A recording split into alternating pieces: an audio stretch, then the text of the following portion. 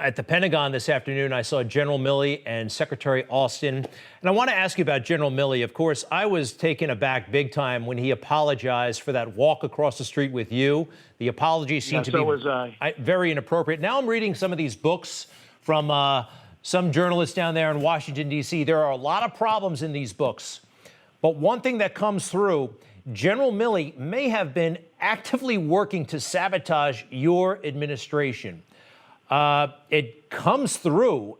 He was not working very well.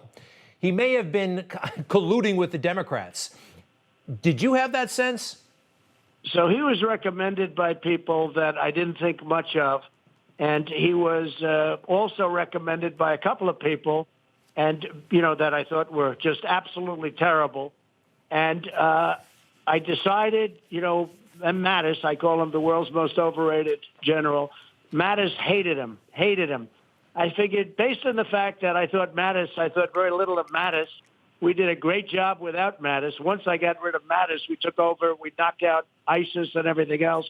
I said, if he hates Milley that much, maybe the guy will be all right. That's the one that a lot of people were recommending, but a lot of people didn't like him at the time.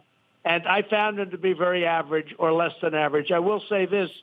When he walked with the President of the United States to a church that had been burned down almost, if they didn't have the fireproofing, which was just put up, it was literally so amazing because that church was built at the same time as the White House. They went up together.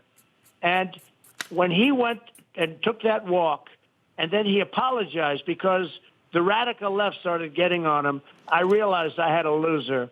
And I paid very little respect to him. He wasn't very good. So I am not a fan of his. I realized somewhere during the period, and he was highly recommended by, not highly, he was recommended sort of the next guy in there. But in retrospect, I would not have made that decision again. And look at what he's done. He took the military out before he got the civilians out and before he got U.S. citizens out. So that would show gross incompetence. And I don't know your Secretary of Defense, but certainly based on what we're seeing right here, this is the single greatest embarrassment, in my opinion, militarily and otherwise, psychologically, certainly. This is the single greatest embarrassment I've ever seen. It's amazing. I don't think we've ever had a greater embarrassment in our country's history. I can't think of anything. I really can't. I mean, the fiasco in the desert when we tried to get the hostages was bad, but this tops that. The media. Well, they potentially, Greg, if you think about it, they potentially have 40,000 hostages. With Jimmy Carter, it was a small number. That was a terrible thing, but that was a small number of people. They have, but I've heard numbers as high as 40,000. It may be 10,000, but I've heard numbers as high as 40,000, and that doesn't include Afghans that helped us, et cetera, et cetera. And we'll have to see what happens. Now, I know the leadership because I got criticized because they said he shouldn't be speaking to the head of Taliban. Well, who am I going to speak to? That's the right guy. And I let him know, don't do this, don't do that. I got Abdul. I said, how are we doing, Abdul? We had a very good conversation, but I let him know very strongly what would happen.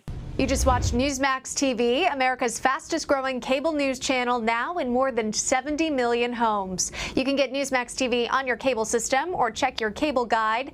And if your system doesn't carry Newsmax, call them, tell them you want Newsmax TV, because we're real news for real people.